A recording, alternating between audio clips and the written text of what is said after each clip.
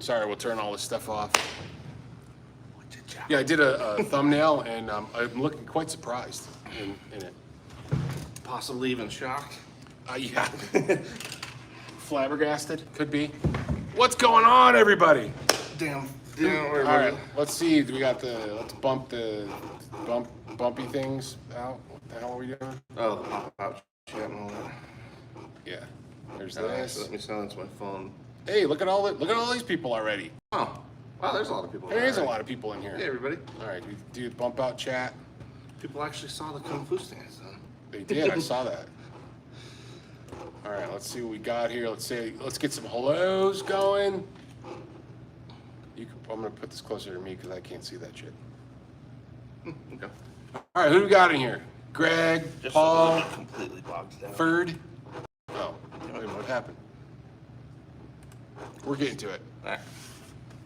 All right, who we got? Let's start from up at the top. Dastardly Dave, what's going on, dude? Good to see you. Terry. Hey, Terry. Terry's here early. Yeah, Dastardly Dave. Paul, what's happening? Ben Coombs, what's happening? We got Greg in here. Gary's in here. More Dastardly Dave. What's happening, Joy? Good to see you. Well, Oh, yeah. I can't see you, but guys- you know what I'm saying. Yeah. Do you guys hear any random crashing and/or sounds? Some work's being done, so. Jeff Egan is in here. What's happening, Jeff? Hey, Jeff. Yeah, so we got some work getting done. Yeah. In the back. Nothing crazy. How's But that? man, the front looks good. We're getting close. Yeah, the front's Yeah. coming along. Yeah. It's slowly gaining speed. Took down some of the they took down some of the supports. Well, you said it made a big difference having some Yeah. of those. Now you can really get a sense of the room. So there's a nice pole there and I-beams, and I think we're gonna leave those we're gonna leave them raw I-beams. I think that'll look cool. Honestly, as strong as those are too, we probably could put some cool stuff to hang off of them too. Yeah, I figured we'll figure it out once we get in. Even the, if it was like some spaceships and stuff, just like. I still got the Millennium Falcon on Yeah. there somewhere, so we can put all our goofy pop. We need a TARDIS somewhere. We got to Yeah. get a TARDIS. We should get an We should build Enterprise a at some TARDIS. point too, like the old one though. That's what we should do. Oh, build a TARDIS? We got the sarcophagus on one side. Oh yeah, And we yeah. build a TARDIS for the other side. That would be cool. I could figure out how to build a TARDIS. I mean, I watched enough Doctor Who. Actually, what would be cool is if we went ahead and wired up the TARDIS to be a vocal booth. Oh, that So would that we could be record vocal, awesome. yeah. And when it's on, the lights Yeah. go off. But that would be cool because we could use it for whenever we're doing studio stuff, or if we need to do any voiceover stuff on videos. That'd be kind of cool to have a little room for it. That would be awesome. All right, we got to explore that option. Yeah. All right, so we're already into this for 5 minutes, but welcome, weekly question and answer show. You got to ask us a question. We answer the question in any way, shape, or form. It's also, we're just hanging out with you guys on a Thursday. Yeah. And it's all part of Flip Side. The Great American Toast Store. Yeah, the Great American Toast Store. And Dylan Talks Tone. It's Guitar Prime Time Thursday. You kind of hang with us for a little bit. We kind of, we get y'all warmed up. Yeah. We get y'all warmed up, and then Texas Toast talks a bunch of stuff, and then Dylan caps off the evening for you guys at the end. Yes. So, Ricky says digging the John Bonham hat. That's Dylan's classic bowler. I bought a pork pie hat. Well, and I was might gonna start say, to incorporate the pork pie hat. I've noticed going out now that if I don't have the bowler, it definitely infringes on how often I get recognized, which is fine, but it's just, it was weird the other night at the high dive because like, I ended up seeing a bunch of people, but it was still weird because everybody's like, oh, where's your bowler? And I'm like, well, it was like 92 degrees and I was on the bike and I was like, I just didn't want to bring it. So, It's like cooking your dome. Yeah. But yeah, no, it was just kind of funny because like it was Mars Red Sky. They're like a three-piece from France. Oh, okay. But one of our regulars was opening, and well, actually two of our regulars because one of our other regulars recently joined his band. So that was part of the reason I went. So it was a good night though. Real stuff. Oh, Yeah, they had a really interesting couple days. yeah. Banks and all the construction stuff. So had a little broad to deal with last night and today. Yeah, nice little variable to get thrown in the middle of all this other Yeah. shit. Well, I didn't really. I look at it go, maybe it's the universe's way to tell me maybe you shouldn't drink so much Tuesday night. Everything, maybe that's for the best. Yeah, I'm gonna take a right side approach to that. So, and we need a Dalek too. Yeah, we'll get one. We'll make one. We'll have a TARDIS and a Dalek in here somewhere. Yeah. I got little ones. I got miniature ones, but maybe we got to figure out how to have. It'd be cool to eventually just get a lot of that stuff. I mean, honestly, with Mile High Comics nearby, we could every time they're having a sale, if we just grabbed one extra science fiction-y thing, because they have all kind of. Have you been there yet? I got a couple big Doctor Who posters that we're gonna. Well, that was rough though. That part, although they did have almost an entire collection of the 3-foot Monty Python Holy Grail action figures. They were expensive as shit, but they were cool. They had Tim and everything. Oh, really? Yeah, that was the one I wanted the most. But that one was like $300 or something. What shall I call you, oh enchanter? They call me Tim. Tim. So, well, I love how he says it questioningly. Yeah. Tim. Like. So we went to Elmo Draft House last week. So me, Dylan, Sam, And Gordo. Gordo, we all went out to not Mile High. We went out to Elmo Draft House because they were doing Monty Python Holy Grail, and there was no way there was no way we could miss it. And we had a blast. They give you like They gave us a blow up sword. And the coconuts. Yeah, so that made the whole night. Like, because I wasn't expecting that part at all. The coconuts was the best, especially like you said, leaving and still hearing people clap all the way. People are still clapping the coconuts on the way to their car. It was fun. It was a good time. So I do suggest if you ever get a chance to go to an Elmo Draft House, if there is one in your neighborhood. Yes. It was a lot of fun. Well, that was the first time I've ever been. So I thought it was awesome. Well, I've never been to because they called it like a watch party. I'd never been to one of those before. But especially having the coconuts and like having an entire room full of people do that I don't know, it was hilarious. And then when the swords, when they're attacking, on the runaway, everybody in the audience, run away! it was a lot of fun. Yeah, it was a lot of fun. They got The Godfather too. We should go check that out too. Oh, then we just have to shoot dress everybody. We just have to dress in suits. Yeah. And show up, and I'll just have a cat. Well, what's funny is like if we showed up actually like that, it'd be probably fairly convincing. Yeah, it could be. We just guard the door. I feel like these guys come in and like, oh shit, those guys are taking this a little too serious. Oh, that's right. I just remembered something from the other night. So even though I'm an old guy now, if I stand in a front door of a bar, somebody still hands me their IDs. Yes. Because we went out on Tuesday night and I was just standing outside, just chilling out because I needed some air. Yeah, I was at High Dive and almost made enough in tips standing outside to get a beer. I was only like $2 away from a full beer. But yeah, I got tipped like $5. Oh, that's awesome. Yeah, yeah. It's always funny because like I was just standing outside having a joint and they just just like and it was just like every other person that walked in gave me like $1. Yeah, it was funny because same thing. I was just standing outside the bar and people were walking up and handing me their IDs. Yeah, and I'm like, funny. Yeah, you're good. Because I was half loaded. I'm like, yeah, you're good. Go ahead. But it's funny that I'm still. Yeah. As long as I'm standing outside of a bar. Go away. As long as I'm standing outside a bar, somebody wants to give me their ID. Okay, we got some questions in here. We do, yeah. We're kind of letting everybody get in. Doug Santaniello's in here. Oh, hey, What's up, Doug? buddy? Nice to see you. I think Ricky had a comment. What's that? That hat is the shit. Yes, it is cool. There's a question in there. I thought somebody asked something. Mark said I'll contribute a plunger to your Dalek build. That's funny because I mentioned that. Didn't I just mention that like yesterday or something? About the plunger. Yeah. So that was kind of funny. What's Fort and Zool or the ISP Decimator? E8.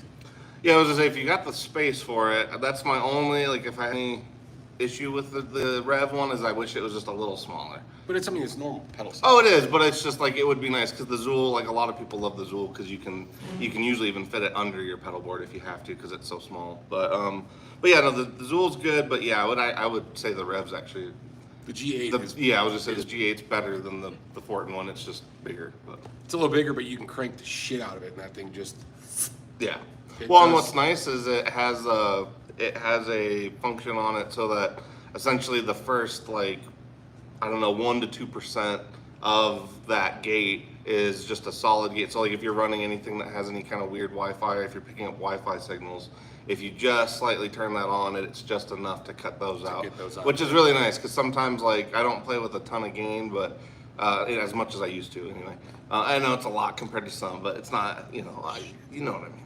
But it would be nice like to have something that would just cut, because like even the tune-out stuff does the same thing. If you're recording with it, it has a mode where you can set it so if you're getting that Wi-Fi chirping noise, it'll just cut that little flutter. Yeah. Which is nice because you never know when you're going to get a text or a call, or have, you know, if you're recording on your home computer, even your Wi-Fi from that can get picked up. So it's kind of nice to have something that cuts that. There's a lot of radio waves and shit flying through the air. So much shit, way more than there was, you know. Well, they got freaking Wi-Fi refrigerators. I know, you yeah. Can see now. You can look on your phone to see what your food is doing. Right. Okay, food. How's it going? Like, hey, tomatoes. What's going on? Looking pretty ripe there. Yeah. Those damn peppers and tomatoes are they're rolling bones out there. Yeah, but the ISP, that one actually is another one I have used, and that one is pretty great. It's kind of stupid how simple that one is, because it really is just one knob and it does what it needs to. No, wake up, computer. But yeah, I mean, all three are good. I would say the Rev though is probably the most flexible of the three for sure. Which we are currently out of, but we do need to. I put the order in. Actually, I gotta call Travis and see what's going on. What else we got in here? All right. Plunger, noise gate. You definitely need a Dalek. Somebody can't decide. Resistance. Exterminate. It says resistance is. It would be actually kind of cool to just have a Borg. Like I was gonna say that's the Borg. Yeah, though, but it'd right? be kind of cool to have a Borg just sitting in the corner. Borg Dalek would be freaking. That would rule yeah, the universe, yeah. right?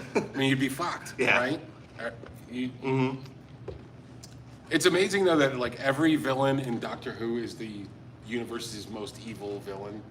Like, so it doesn't matter who it is. Like, Each one, yeah. If it's a Cyberman, they're the worst. If it's Daleks, they're the worst. Everybody's the worst. Even the guys with no neck. I forget what they're called currently, but yeah. Let's see. Joint made him look official. Hey, well, this is Denver. It does, yeah. You gotta, you know. You guys Well, actually, what's funny about the hat too, because you've actually been with me when this has happened a few times. I often get right in. I've gotten in for free a few times just because of the hat. I think something about the hat, because it's just like, I guess they just assume nobody but a musician, I guess, would wear a bowler.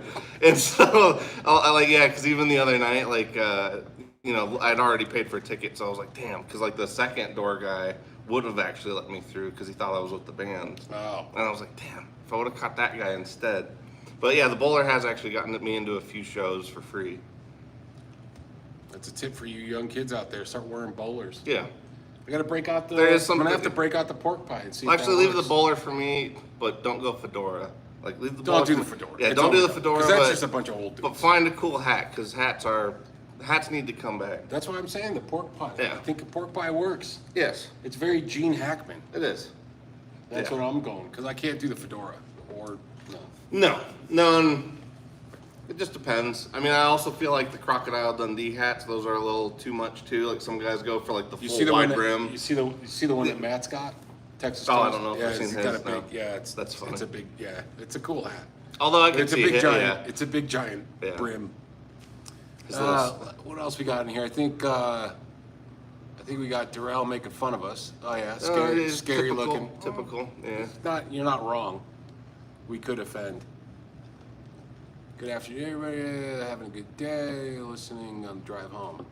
Who's that? Oh, Brad. Cool. Hey, what's happening, Brad? Like you should have said, nope, you're not. Oh, you need to go to Flipside Music. Hand him a business card and then say, you're good to go in. Yeah. Maybe I should do that.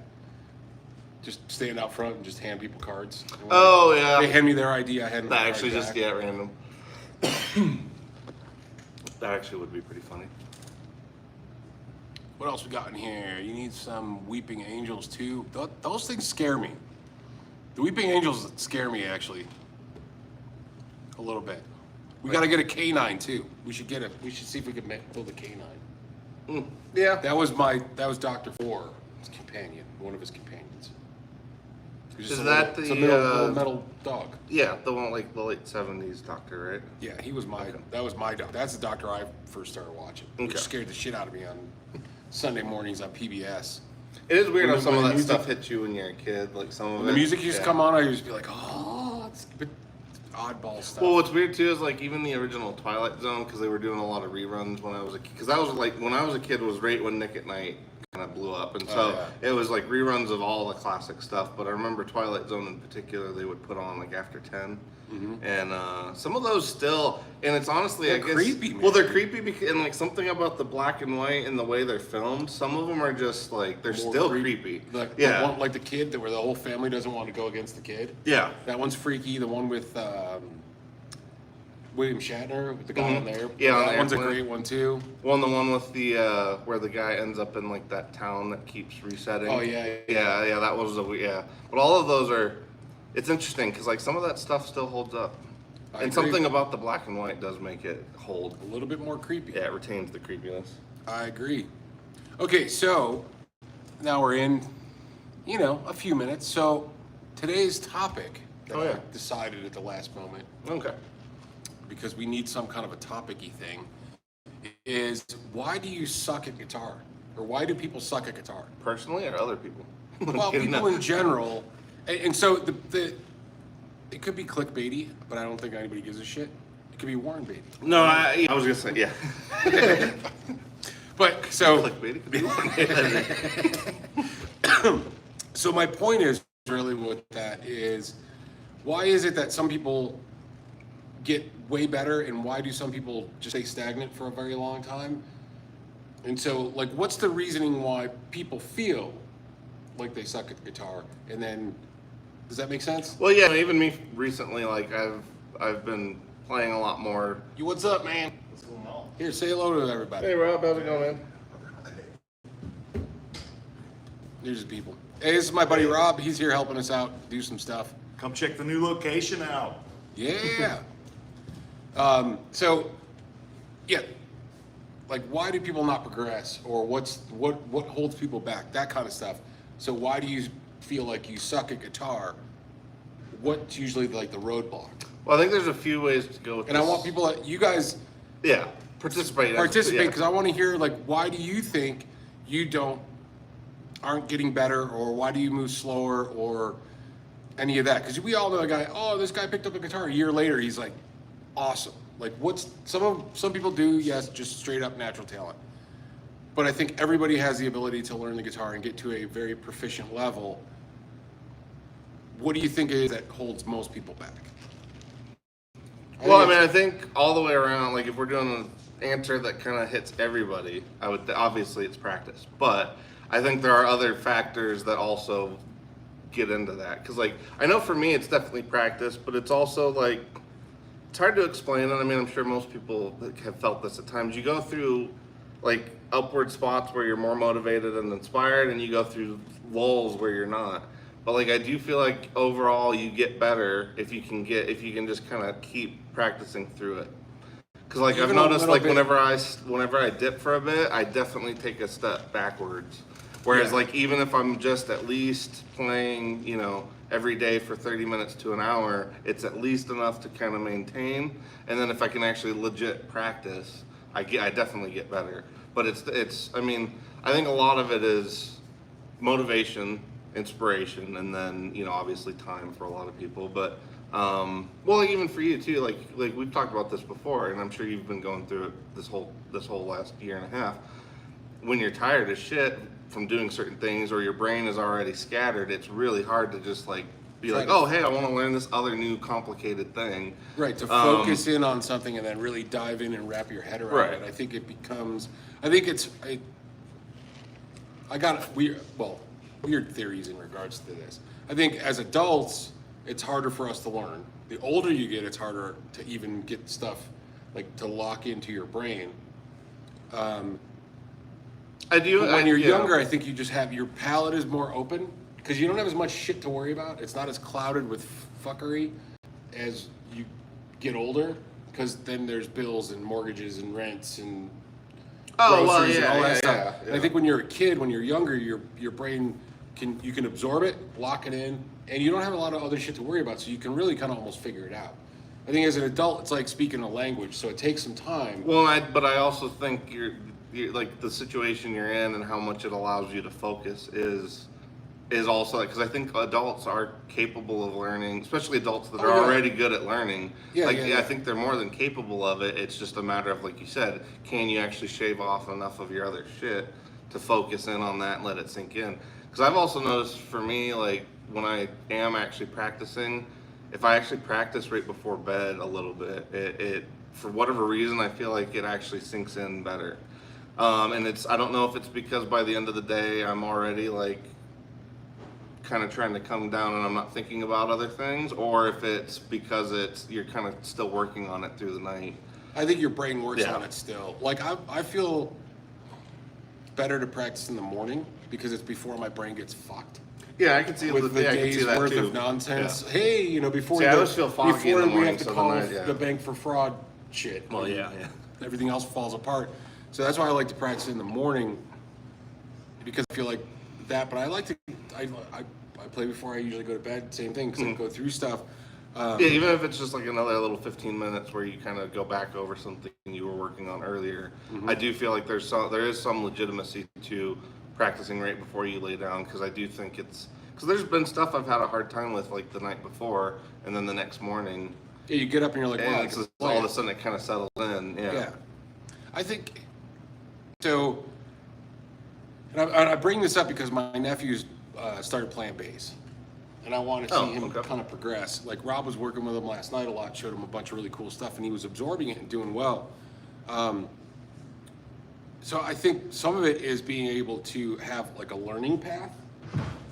I think that's important. No, I was gonna say that is a good point. Like actually something to follow for sure. Yeah, something to follow, because I noticed that if I'm like if you're learning a song, then you can break it down and then kind of work through it. Sometimes it takes a while for me to get it or get the timing right or any of that kind of stuff. Like I can get the outline of the song, but then to really work on the nuance, it takes a bit more time.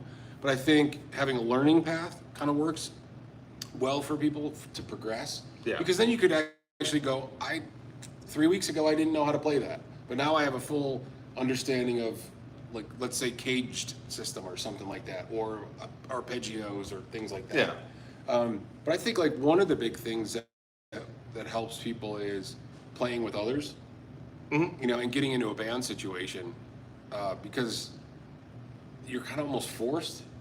Well, you're forced, and kind of like you've said before too, when people's accountability shifts when other people are involved. So like it's not I mean, a lot of people do chew out their bandmates, which isn't good, but a lot of people are already getting so frustrated for so long. Yeah, I was gonna say, but a lot of people are kind of chew themselves out if they get into a situation where they feel like they're unprepared. So I feel like, for a lot of people, it's like if you've done it or at least been in that situation where you felt unprepared, then the next time you don't want to necessarily be in that spot again. So if you do have some kind of band thing going on or even a show coming up, it does motivate, or it does put it in focus to keep at it. Keep on practicing or getting that thing kind of nailed down. But I think you're right. The accountability side of it really does help improve. And I'm only bringing this up because, maybe this helps other people and going. Putting yourself like out there into a position where, you're, playing out on a stage or doing an open mic night is pretty scary for most people, because there's people that don't want to play in front of people. Once you can break that barrier a bit, even though it scares the fuck out of you, it's worth it. Because I think it definitely opens the doors to, well, number one, it's fun. And if you find it exciting, then you want to do it again. Yes. Well, and and then you can kind of get into it and you want to do more. Like for me, when I started going to jams, it scared the shit out of me. Because I was petrified to play in front of anybody, because I was like, I suck. Well, I went home and practiced for 2 hours after I got home from the jam, because I'm like, I sucked. Right. I want to be better. Well, and I think it also, suck, I think it has a little to do with well, it depends. Because everybody kind of has a different interpretation or even perception of like what it means to play out. Because that's the other part of it too, is like, because I'm very nervous usually when it comes to speaking in front of like groups. What do you mean? We got a bunch of Well, people. no, I know. Like, and honestly, over the years, like working at the shop has kind of chiseled a lot of that away. Yeah. But biggest thing for me though, when it came to playing in front of people, was it like once you are on stage, and especially if it's dark. I kind of like to when it, when it's like light on stage, but everything else is dark. Yeah. So then it really just feels like you're in practice. And if you can somehow zero in on like whatever, like whenever you're having a good time in practice or rehearsal, if you can somehow get in the same headspace on stage, it almost doesn't matter if those people are there or not. Like, yes, it helps, but I feel like I don't, like it's been a while, but the last 2 times, Jake and I had played out, I kind of forgot that people were really even there, and it kind of just becomes fun. But I do think people's perception of playing out too, because like we even had this kid that kind of illustrated this to me the other day, and then going to the show kind of reinforced it. But his idea of playing out was only what his dad had taken him to. So like his idea of playing out was like shows at like the Fillmore or bigger, where it's where he that was his perception of what it meant to play out. And I was like, instead of playing at the 6 people, yeah, exactly, or playing 7 circle, or playing at Lion's Lair, where like most of the band will not fit on the stage. You're in the middle of the crowd with people because it physically just doesn't work. It was kind of funny because I was trying to like tell him, I'm like, no, your first few times playing out are not going to be that. It's going to be playing at a bar or playing at a a barbecue joint or something like that. It's not going to be a backyard or anything. or anything like that. It's not going to be it's not. And I was trying to tell him too, and this is what was sort of reinforced the other night going to the shows, that no matter what happens, there's still like 95% of the audience that wishes they were up on stage, or wish they had the balls to get up on stage and do it in the first place. You gotta So remember, if you can get past that part, there's so many people that will never do that. So like if you can even get yourself to the point that you're playing out, like you've already done a good job. Yeah, you've already achieved something, because there's more people that don't play or won't play than that do. Yes. Even though you think that there's a lot of people. But it's funny because, I remember when I first started going to like jams and stuff like that. It's funny because you get up there and you're like nervous and you're like, I'm going to sound like shit. Number one, the only other people that are it's a double-edged sword, because the only other people that are really listening to you are like the other musicians in the place. But everybody else could give a shit. And there's been times where I've been at a jam where like nobody cared. Right. Everybody's having a conversation. They're sitting at a bar. They're talking to each other. They're doing their thing. And nobody was really paying attention what was happening. We used to do this jam with this guy Larry, and we would just show up and play. It was like you just show up and play, and even like an official jam or anything like that. He would just call. A lot of times at that place, there's 10 bar and nobody cared. Like nobody even gave a shit. There's no song would end and there's no clapping. There was nothing. Nobody cared. Well, that's what it is. I think a lot of people just assume that that everybody's just gonna be zeroing in on what you're doing and the mistakes you're making or could make. You're so worried about that, and so, honestly, another good way to get over that on bass, because at least with bass, like you're kind of laid in the back. Well, that, and you always have a partner, because with bass, like you and the drums, like everybody else can kind of hop on board, but in a live setting, it's bass and drums are going to be kind of steering the ship. So it's like at least you have somebody you can try to count on in that situation. Whereas like with guitar, because sometimes on guitar, you can end up out on a cliff and you don't know how you got there. Yeah, you're like, what did I just do? Yeah. Whereas with bass, at least with bass, you just gotta sit back and kind of relax and stay with the rhythm, and you're okay. You can just find yourself back at the one. Mm-hmm. Let's all meet back at the one. Right. Exactly. Because it's interesting. And I think the more you do that kind of stuff, the more you're comfortable with it, and also how to like recover. If you do something stupid, or you're just like, I could just stop because the rest of the band's playing, it's all good. So I guess the whole point is, for me, I'm like, just go out and play with other people. Yeah. That's going to help progress. And a lot of musicians will tell you the same thing. Yeah. Just go out and play with other people, because you'll get better and you'll learn stuff. But you're also forced to. When you're forced to not look like shit, or you're forced to have to do something, I think that sticks. It really sticks more than, and playing through stuff. Oh, yeah. Playing through stuff. because at home a lot of times people practice and they go, I screwed it up, but they stop. You don't have that ability when you're out. And that, I think, makes you better because you just learn how to play through it or keep going or whatever the case may be. So, Yeah. but let's see if there's anybody in there that's chiming in on their stuff. Arthritis. Fred says arthritis. All right, you got a point. I get it. Oh, actually, yeah, this is right where the conversation started. So, Mark says I suck because I don't practice enough. I mean, that's fair. well, and again, You know, like I said, I know overarching theme that is going to be the main theme, but I think Jeff's there's same thing. Yeah, I think there's also reasons that happens, like whether it is like life getting in the way and or again, like I said, motivation I think is a huge part of it because I just go through dips where it's like sometimes you're on it and sometimes you're not, and it's just it can be hard. But then I have noticed for sure, even just playing a little bit more dedicated or more regularly, and and then you'll start all of a sudden you start making these big steps again, and you're playing. You're doing something Yeah. that's different, and you're like, oh, Yeah. that's good. It's fun. Ben goes, I'm stagnant until I learn something new. Well, yeah, and see that's another thing. Like kind of like you said, if you have a path, it at least gives you somewhere to go.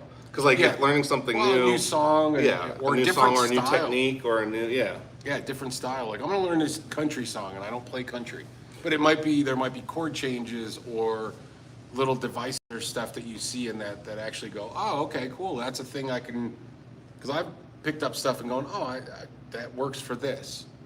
Well, and I would say sense of direction. I don't know how everybody else out there feels, but that is probably a big part for me because I have a hard time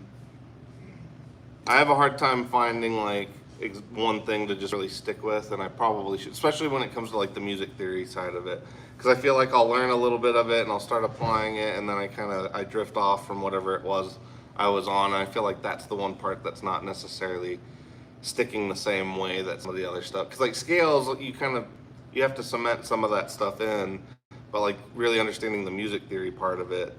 And it's It certainly helps. Well, it does, but it's just that's one spot I feel like I personally, which is weird because I tend to be overly analytical about a few things, but when it comes to but when it comes A to few things. Right? well, no, but what's weird is like with He's music. got flow charts and spreadsheets and shit for dumb stuff. Well, what I seen him. what gets me with music, or at least my idea of music, is a lot of it is very much feeling based for me. Yeah. And so maybe that's, I don't know why, but like I haven't delved into the music theory side the way I probably should, because part of it has always for me has been very instinctual, because like the rhythm things that comes very natural to me, like soloing that doesn't. And I do feel like better comprehension of music theory, my soloing would probably improve drastically. But like with the rhythm side of things, I guess I should just be grateful for the fact that like that settles in easy for me personally. Well, I think when you start to really explore the theory side of stuff, that also does open up the creativity though, because now all of a sudden you're like, oh, here's a flatted third that I could put with this, and that's not something I would have normally done, because like Rob has been throwing a bunch of theory shit at me over the last few days, and it's like, oh, that makes sense, or I could do this over that, and I didn't realize I could do that over these chord changes, and I'm like, oh, that just kind of works with all this. So well, yeah, I because think my it does way of open that, up. I kind of stumble into shit and then see if it sticks.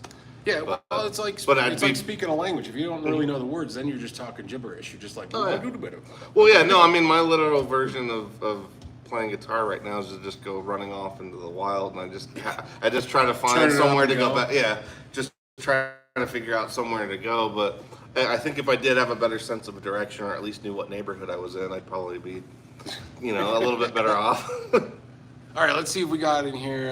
Doug Santinello, exactly. My nephew is a maestro on guitar, but he told me since he was 12, he's playing 8 hours a day. Says he loves the guitar and it shows.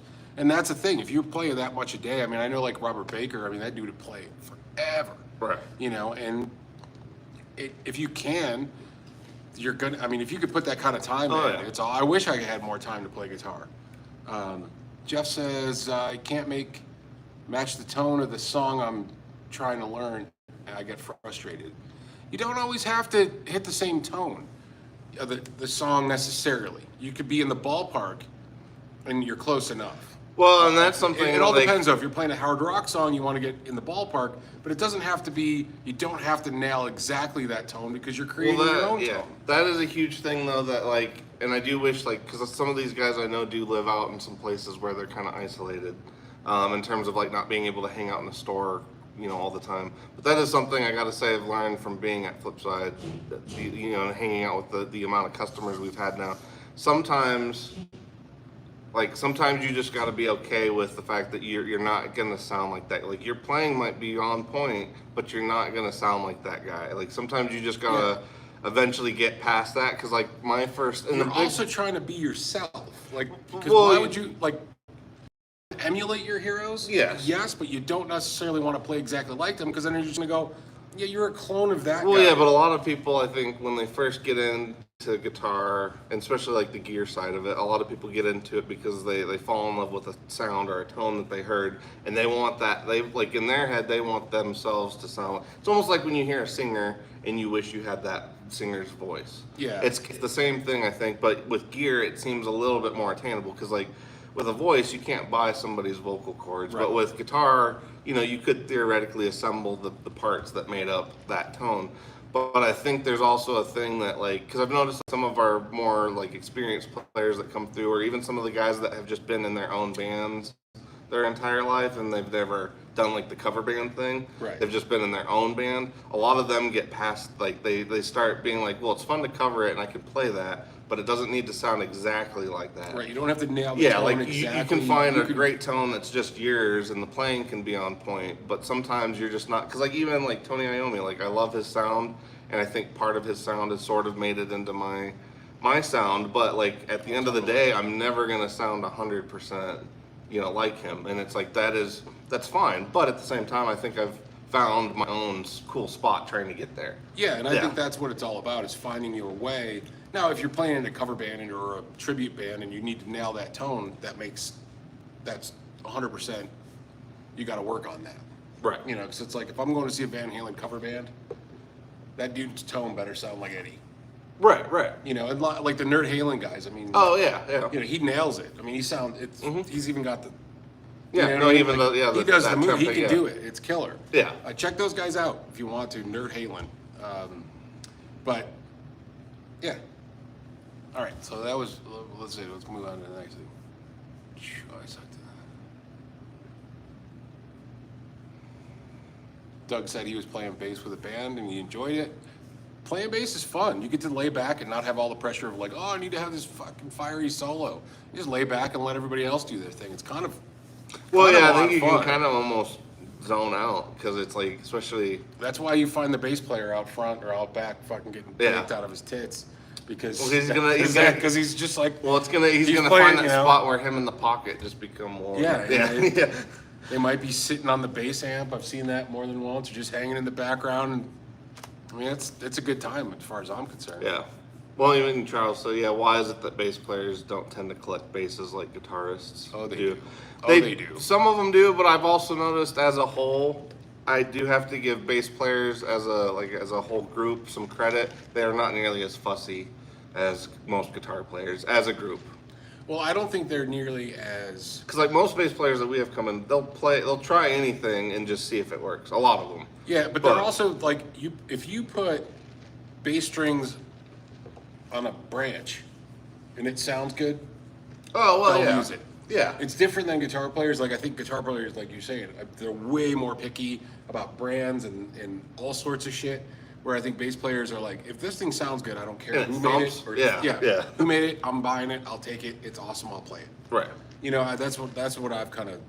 Yeah, I just noticed like a lot more guitar players do get hung up on like, I can't use this pedal because it has this part in it and that might shelve this frequency and all this other stuff. Whereas a lot of bass players, some bass players when they're first getting going, they come in and they ask, hey, do you have any pedal, specific bass pedals? But it's like a lot of bass players don't give a shit. Most of them that come in, they just they want to see if it works, and if it works, cool. If it doesn't, it doesn't. Yeah. Whereas like a lot of guitar players do kind of, I don't know, they narrow the field before they get started. Yeah. Which isn't like. That's not always the best move, but Well, because like I think having all the options on board is more, because really, with pedals, Like, I mean, there really is an ass for every seat. I've heard every pedal we've thought that sounded like garbage for the most part. I've heard somebody come along someday that eventually made it sound good. So. Yep. All right, so let's jump in here. Let's see.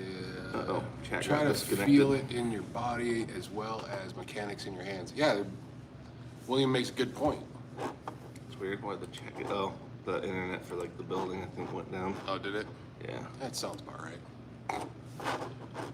Yeah, we're still having internet issues. Hey, while we're at it, just want to ask you guys, hit the thumbs up button for us. We would appreciate that because all that little stuff helps us out and gets us in the algorithm and whatever YouTube does its thing. So Yes. all right. Yeah. Van Coom said he didn't play out until he was like 39. Which I guess that surprises me. I I thought he. Yeah, that surprises me. Which I guess that surprises me. Oh. There we go. Wow, we're everywhere. All right. Oh, shit. Yeah, I was like, I can't read that far over. Who's that? Made it home a little early. Who's that? Oh, Rhodey's in here. See, yeah, Rhodey says he never tried to be anyone else, just playing everyone else's songs. I think it's really cool when you could take somebody else's song, you just make it your own, you do your own thing. Yeah, especially if you play it to the point that you kind of feel a sense of ownership over your version of it. Yeah, and that's why I like it when I hear like when people do covers of certain songs. If you do it exactly the same. Well, and that's the thing. The more exact it is, the more exact it has to be.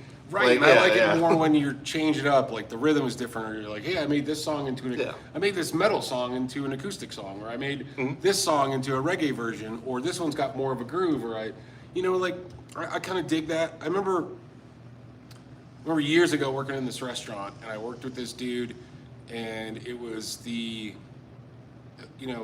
paved paradise, put up a parking lot, na na na na. You know that song? You guys know that song. Somebody knows that song. I'm actually surprised I don't. So no. Yeah, I don't. So the Counting Crows redid it. Oh, okay. Okay, so the Counting Crows redid it, and I think it was Joni Mitchell's song. And the dude was like, I just hate this song. I hate this remake. I just can't. I just can't. And I go, so, I was playing for a number of years at that point, and I go, okay, let me ask you this. I go, what is it about the song that you don't like? I just don't like it. It's just, the original was fine. I go, you realize that this remake is exactly like the fucking original? Like to the tempo, everything is exactly the same. Like verse, chorus, everything is the same. Yeah. It's just the Counting Crows playing it. You realize that, right? So why do you hate this now? Just because they did it? Yeah. And it took him a minute, and he goes, I didn't even look at it that way. I go, it's exactly the same. If they totally changed it, like I said, let's say they took that and made it into a reggae song, and you hated it, I get it. Or that's even the current fad right now that there's a lot of electronic music stuff that's basically just taking a lot of the 80s rock stuff, throwing it through a bunch of filters and then chopping it up, and that's because I've been hearing a ton of it now. It's like it's classic like 80s metal stuff that you'd hear, but it's just been kind of redone or remixed, and it's like an interesting thing that I've heard on like a lot of videos lately. But it's one of those things of like sometimes it works, sometimes it doesn't. But sometimes it does, and that was here's a prime example for me that I always, what is it? Not Knocking on Heaven's Door. Clapton did a version of a Hendrix song. It's in my head. I just can't remember the name of the. 6 was 9. No. Oh. I can hear the rhythm.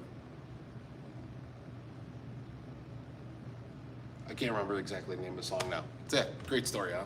Yeah. Right. Yeah. Good times. Yeah. But Clapton did a version of a Hendrix song, and I freaking hated it. It was totally different, but I couldn't stand it. And I was like, I just don't like the version. I just didn't like it. And I can't remember exactly what it was right off the bat. Somebody probably knows it, because I can't be the only one that didn't like it.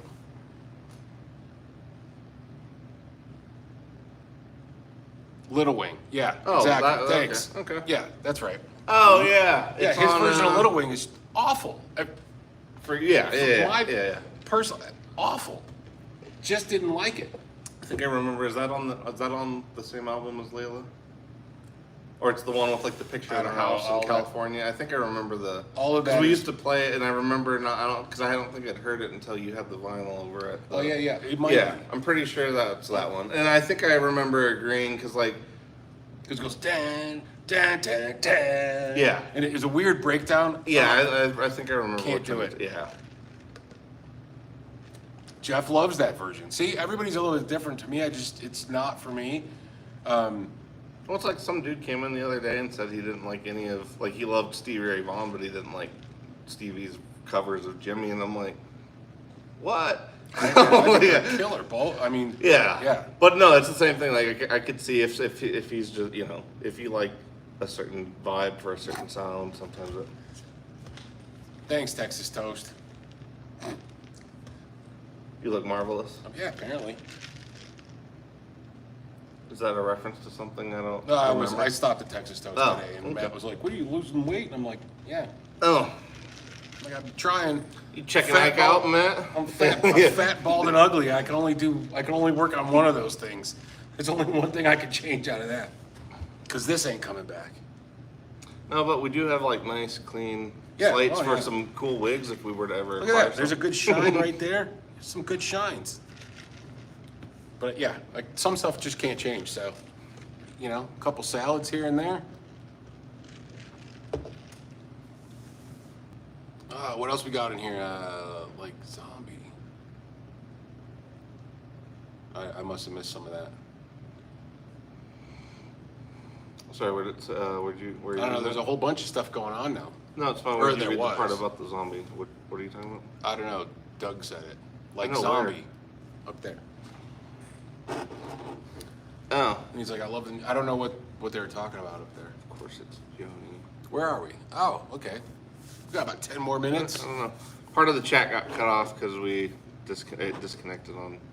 So I'm not sure. We lost part of the Ben Coombs context for says, that. Ben Coombs, I blame lifestyle choices. Yeah, Jeff loves that. Little Wing, acoustic version of Layla. Jeff hates the acoustic version of Layla.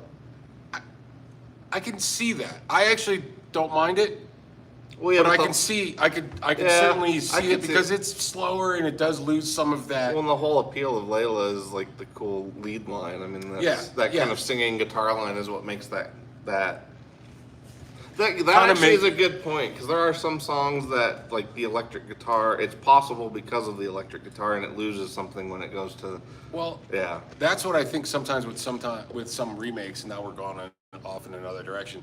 But I think sometimes with remakes, what I've heard is that they basically took the essence of the song that made it really cool, and they remove it, and it's like no, the thing that makes that song cool is that little driving beat or there's a certain piece, and if they don't have it in there, it loses kind of what. Well, it's kind of like when you change the tempo of a song and it loses its feel. Like there's just some songs that have to be at that tempo Yeah, because it just if works. you change it, it changes the whole feel of the song. Yeah, Because I've even heard a lot of bands, like there's bands that have more swinging kind of, guitar riffs, and it's like if they come into that riff a little too fast, it just doesn't stick the landing the same way. yep. Okay, so Fred says he heard the Clapton version before he heard Jimmy's. I've been in that situation too, where I've heard the cover and I thought it was great, and then I heard the original. I'm like, I don't know, not so much. I did maybe. All Along the Watchtower is probably a biggest one for a lot of people. See, that's funny. 'Cause They know the Jimmy version, but they didn't realize that Bob Dylan wrote that song and did it. And the Dylan version is like, Well, there's a lot of that with Cash too, because like Cash did several covers of Dylan too that a lot of people associate more with Cash now than Dylan. But Right. But yeah, no, I mean, I don't know, because my mom was really into Bob Dylan too when I was little, or at one point, so she kind of exposed me more to like that stuff early. So I don't know if I ran into that with Jimmy. If anything, maybe Stevie though, because like there was a couple, like with Voodoo Child, I know I'd heard Jimmy's obviously. But like when I heard Stevie's, I don't know, something about like that one. It's not that because they're both really good. It's just there's something about when Stevie does it that I really do love, like the extra little bit of fire he has on that. Because like compared to everything else in his catalog, I feel like he's more.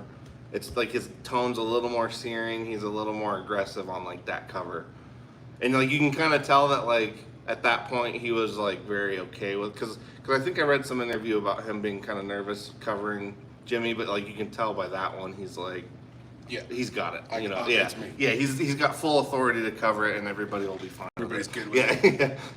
Texas Toast was saying, so now I understand the reference. So Texas. Oh, Billy Crystal. So, yeah. You look marvelous. That's from way back in the day. That's just old people shit. Then they reworked. I some think he's Clapton just hitting song. on you. That's all. I don't know. Maybe it's a reference to the hat. Doug's talking to Matt now about being drunk. That never happens. Well, and, We actually, don't drink anymore.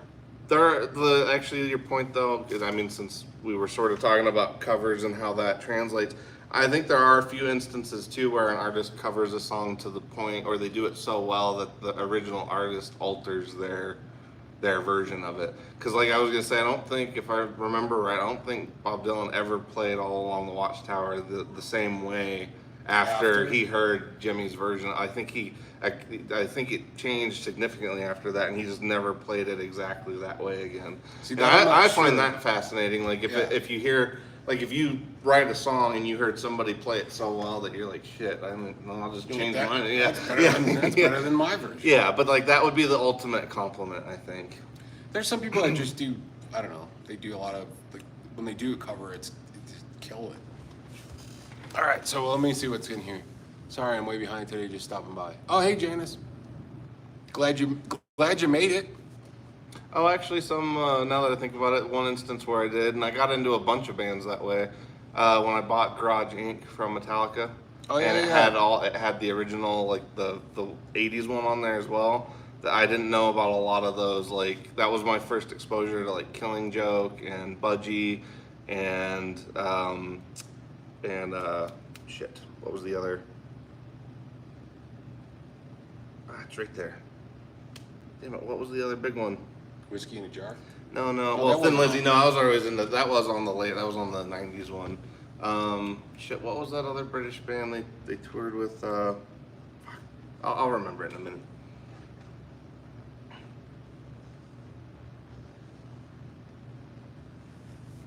Dead air. Yeah. Now it's like, Dead quiet. Dead quiet. Somebody turn on the music. Let's see. Is this all the way? Yeah. I don't know. We went from guitar playing all the way into cover stuff. Well, that and cover to the point that, because like I said, I mean, there's not too many artists that comes to mind that they would change the original. That much. But I think that's probably the most famous. Well, yeah. I mean, that's one of the most famous ones. I think the other one is going back to classic rock is like Manfred Mann when Bruce Springsteen did the cover of the Manfred Mann song. Was that Blinded by the Light? Yeah. Yeah. Like that was. No, you're right, because most people didn't know that Manfred Mann did it. Yeah. Not that some people give a shit, but. Well, no, but just that some is a covers good that are case just where way like more most popular. people associate that with him than they do that. Yeah, that's for sure. So that being said, what songs do you think, while we're in the last couple minutes of this little stream, the covers were better than the originals? We'll throw that out there at the Yeah. last. Or 2 minutes. you enjoy the covers more than the original. Yeah. Yeah. So Jeffrey says Haley Reinhardt's version of Creep is awesome. I'm not as familiar with Radiohead. Obviously, I've heard that one, but I can't say I've gone far enough to really look into covers of their stuff before, so I'd have to see. Oh, he says Bruce wrote Blinded by the Light. So did they cover it, or did he cover it? I thought maybe. Maybe I had it back. I thought Manfred Mann was the one that. Or no. Maybe I got it backwards. Oh, people. Oh, yeah. That makes sense. I think I got it backwards. They covered. Bruce wrote it, Okay, and they that covered makes it, more and sense, their yeah. version was the more popular one. Okay. That's it. So Doug Zombie says Zombie by by Blood. Bad Wolves. I don't know that. Is on? Yeah. Is it like the Cranberries? Cranberry Zombie? I don't know. Is it the Cranberry Zombie? Zombie Cranberry. Come on, Cranberry. What is that? Manfred covered it. Okay, so I had it reversed. Hollywood Vampire's version of Fame is good.